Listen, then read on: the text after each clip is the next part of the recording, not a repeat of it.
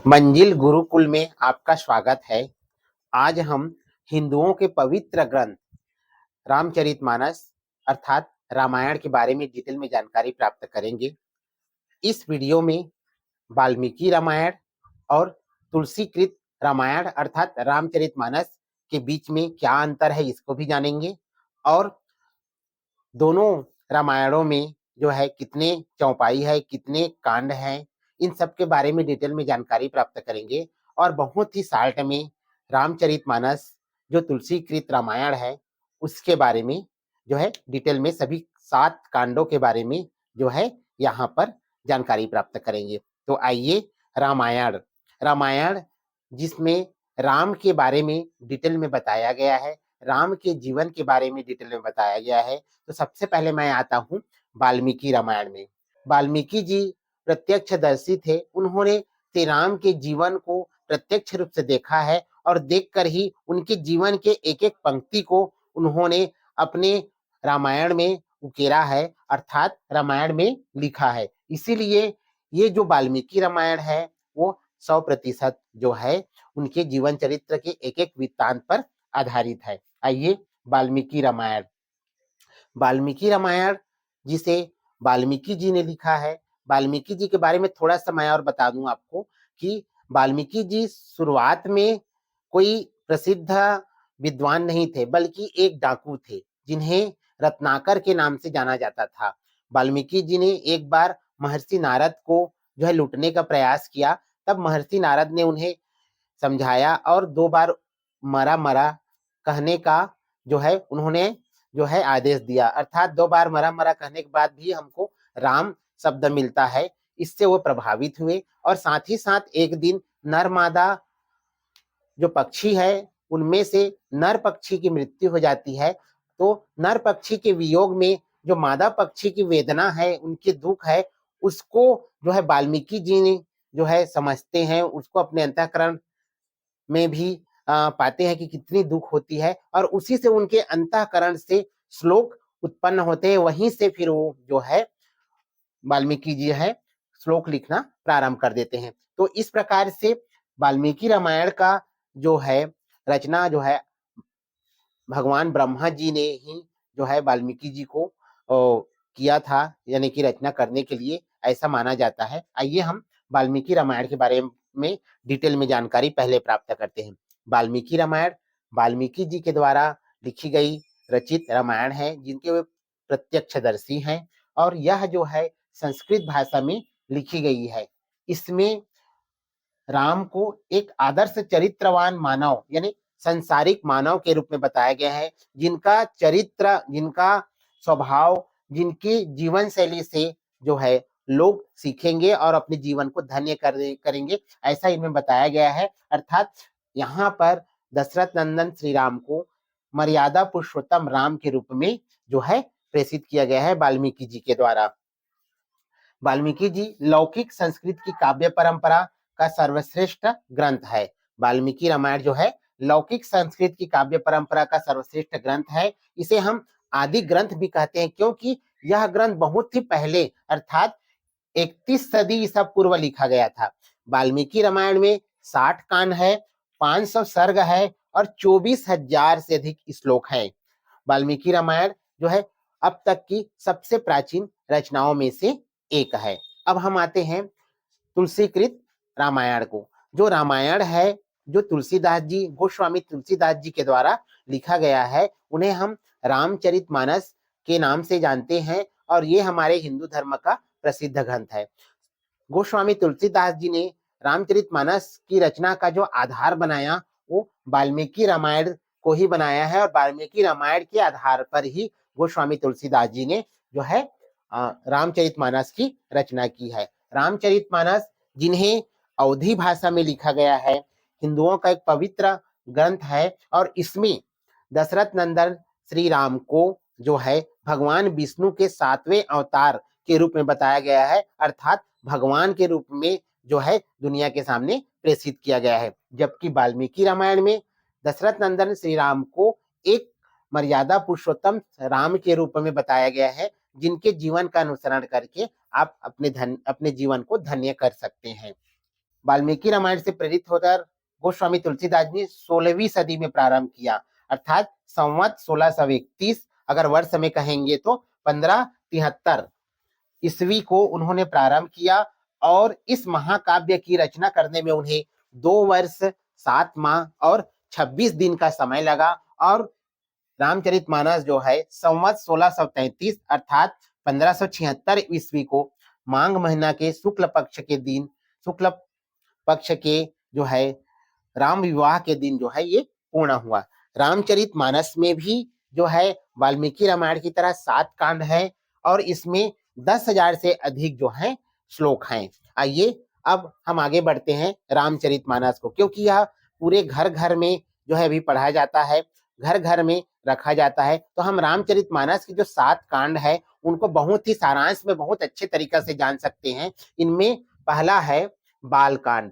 बालकांड रामचरितमानस का गोस्वामी तुलसीदास द्वारा रचित रामचरितमानस का जो है सबसे बड़ा कांड है। और इसमें दशरथ जो अयोध्या के राजा है वे गुरु वशिष्ठ जी के पास जाते हैं कि मेरा उम्र जो है बढ़ते जा रहा है और मेरे घर में जो है अब तक पुत्र की प्राप्ति नहीं हुई है, ऐसा कोई उपाय बताए जिससे पुत्र प्राप्ति हो। तब तो गुरु वशिष्ठ जी उन्हें आज्ञा देते हैं कि पुत्र प्राप्ति के लिए पुत्र कामेष्टि यज्ञ करना पड़ेगा। उनकी आज्ञा अनुसार जो है पुत्र कामेष्टि यज्ञ जो है दशरथ जी करते हैं। तब वहां से हमें अग्नि प्रकट होता है, यज्ञ से अग्नि प्रकट होता है और अग्नि देव जो है वो दशरथ को खीर पायस देते हैं और बोलते हैं कि इन्हें आप तीनों रानियों में जाकर बांट दीजिए। दशरथ की 3 रानियां कौशल्या, सुमित्रा और कैकेयी को जो है दशरथ जी जो है उन खीर को पायस को देते हैं और देने के पश्चात फिर उनमें जो है 4 पुत्र की प्राप्ति होती है। और चारों पुत्र जो होते हैं वो राम, लक्ष्मण, भरत और शत्रुघ्न, ये 4 पुत्र जो है दशरथ नंदन को कहलाते हैं, दशरथ के पुत्र कहलाते हैं। और इस तरह से राम और सीता के बीच में जो विवाह संपन्न होता है, यहाँ तक की जो कहानी है वो जो है बाल कांड में है और इसी वजह से इसे सबसे बड़ा कांड माना जाता है रामचरितमानस में। दूसरा है अयोध्या कांड।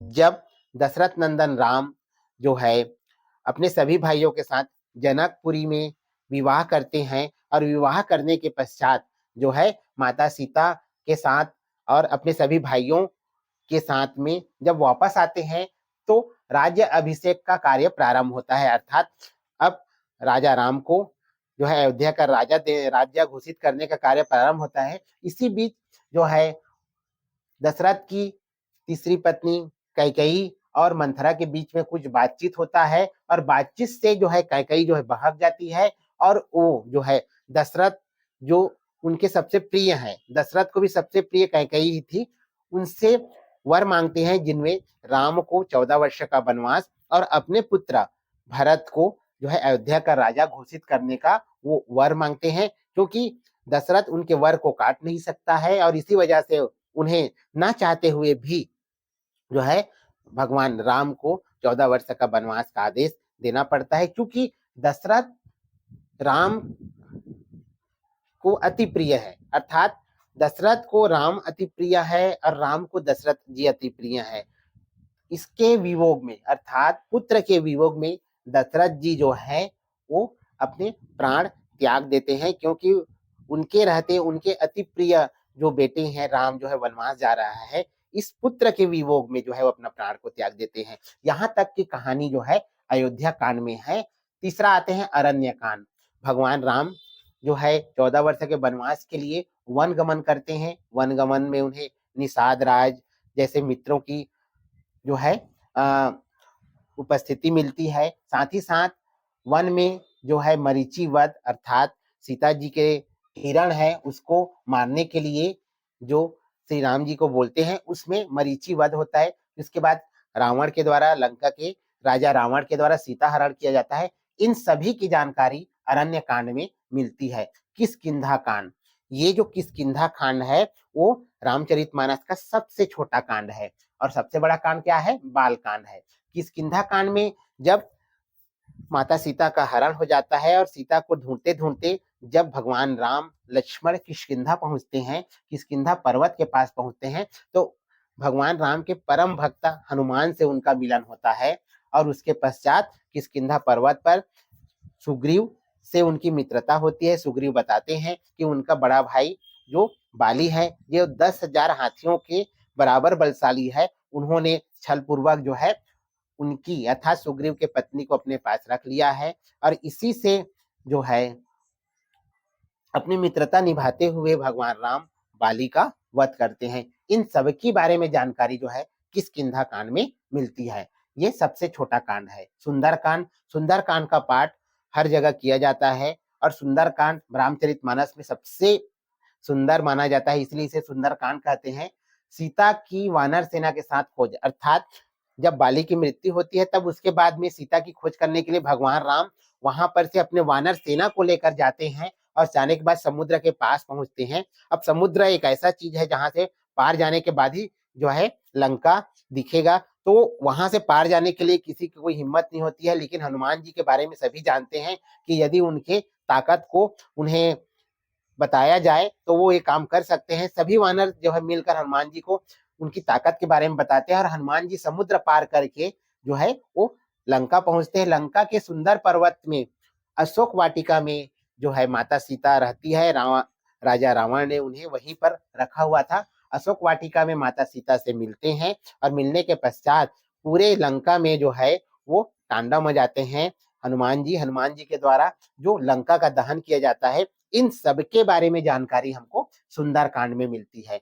अब आते हैं लंका कांड। लंका कांड में क्योंकि भगवान राम समुद्र के एक तरफ है और लंका समुद्र के दूसरे तरफ, तो वहां से जाने के लिए जो है सेतु का निर्माण किया जाता है जिसे राम सेतु कहता जाता है। वहां पर नल और नील नाम के दो वानरों को जो है वर प्राप्त है कि वो जिस पत्थर पर राम नाम लिखेंगे वहां पत्थर जो है तैरेगा और इस तरह से राम सेतु का निर्माण होता है। राम सेतु बांध का निर्माण होता है और राम सेतु को पार कर अर्थात पूरे समुद्र को पार करके श्री राम की सेना और सभी वानर सेना जो है लंका पहुंचते हैं। लंका में जो है राम और रावण के बीच में भीषण युद्ध होता है और आखिर जीत जो है सत्य की होती है। रावण मारा जाता है और सीता को फिर वहां से वापस लाया जाता है। श्रीलंका जिसे बोलते हैं लंका, लंका का जो राजा है विभूषण को घोषित किया जाता है। इस सब की जानकारी लंका कांड में है। और आखिरी है उत्तरकांड। उत्तरकांड जिसमें रावण के वध होने के पश्चात जब भगवान राम सीता को लेकर पुनः अपने अयोध्या आते हैं, अयोध्या आने पर उनका स्वागत किया जाता है। अयोध्या वासियों के द्वारा जो है दिवाली मनाई जाती है। तो इस तरह से ये सब के बारे में जानकारी और साथ ही साथ काकभुसुंडी और गरुड़ के बीच में संवाद है वो उत्तरकांड में है। इन सब की जानकारी उत्तरकांड में मिलती है।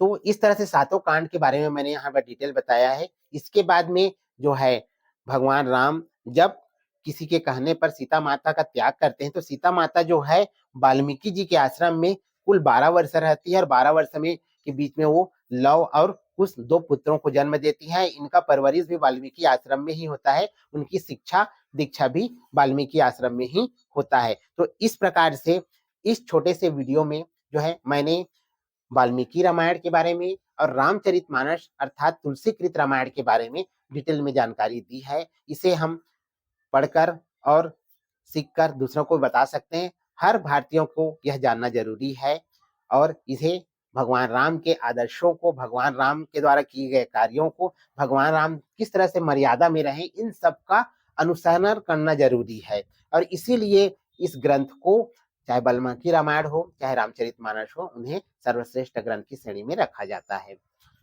तो कैसा लगा दोस्तों जरूर बताइएगा और मेरे मंजिल गुरुकुल यूट्यूब को अधिक से अधिक लोगों तक शेयर करें ताकि आपको अच्छी से अच्छी जानकारी और परीक्षा उपयोगी जानकारी मैं अपने मंजिल गुरुकुल यूट्यूब के माध्यम से दे सकूं। धन्यवाद।